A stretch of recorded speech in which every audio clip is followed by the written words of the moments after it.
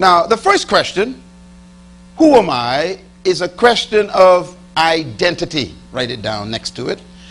The average human is still struggling with self-identity. That is why most of us are other people.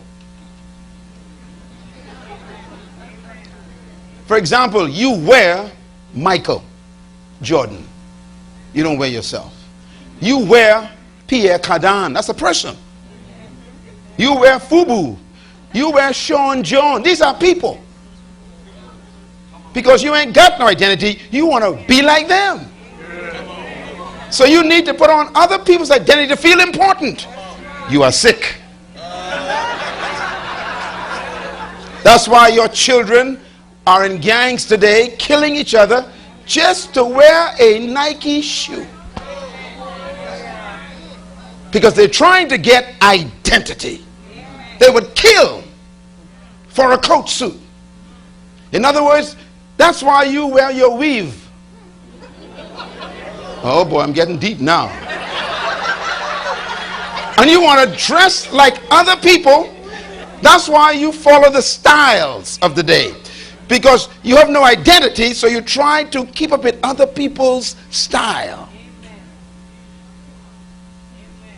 You are battling with this question of, who am I? And some of you have lost your true self. You look like other people.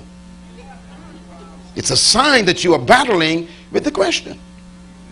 You hate your own face, so you try to look like other people. You hate your own size, so you hurt yourself trying to be like other people. You just kind of can't find this, who am I? So you end up being somebody else. And that's why the entire industry of fashion is built on your lack of self-identity. They feed that by selling you other people's images. The second question is what? Where am I from? That's a question of, write it down, it's a question of heritage or source. You know, most of you would ask the question, where am I from? You say, well, I'm from Africa. That ain't true. I'm from Jamaica. That ain't true. I'm from Trinidad. That ain't true. I'm from Mexico. I'm from Brazil. That's not true. Some of y'all are so mixed up, you don't know where you came from. You check your granddaddy, he was white. And your mama was black. So how do you say you black? You mixed right up.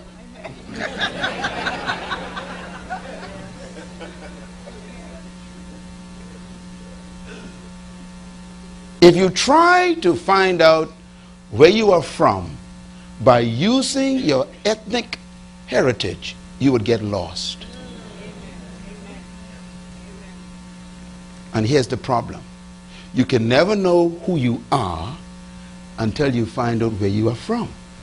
So we got a problem. That's why you can't find out where you are from, because you don't know who you are. And that is why you don't know who you are, because you don't know where you're from.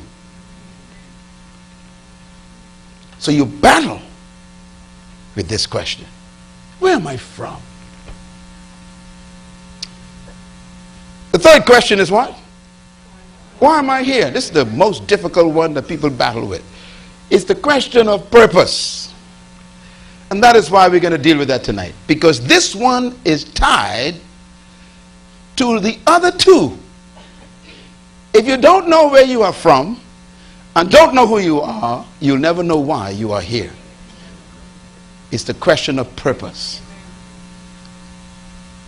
The fourth question, what can I do, is what? Potential. Potential means, what is my true power?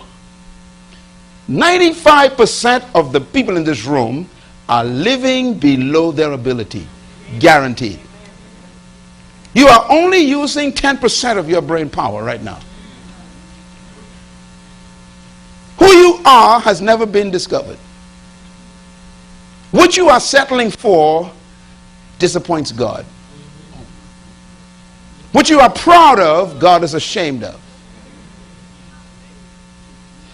In other words, I discovered that to be a genius, all you got to do is use 1% more of the others of your brain, and they call you a genius. That's how mediocre our culture is.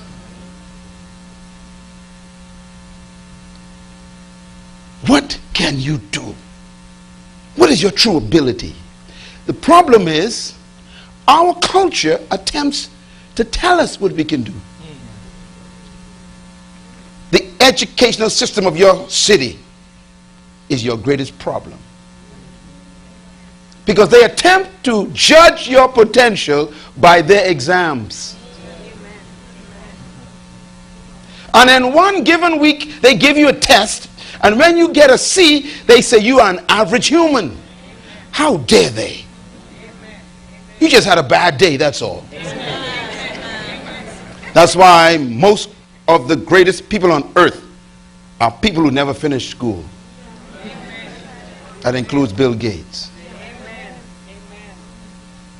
Because the educational system don't have the mechanism to measure how much you know.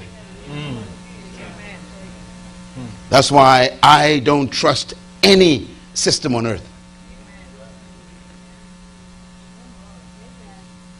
You are so smart they can't measure your intelligence. Do you understand what I just said? Are you sure? So I want you, don't believe anything they told you about you. Some of you are still living under an exam you took 20 years ago. And they told you that you are not artistic, that you cannot calculate, you can never be a professional in arithmetic. You cannot add and multiply. And you believe them. And even today you're afraid of a calculator, because you believe them. The Bible says, let God be true.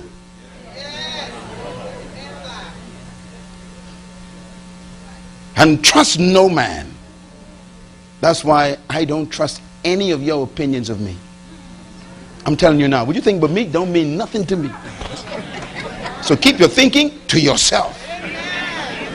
I didn't come here for you to like me or approve of me. I liked me before you met me, and I approve of my ability in God. You can't touch this. You might as well clap your hands. Get over it. Come on, clap your hands. This is very important. In other words, you and I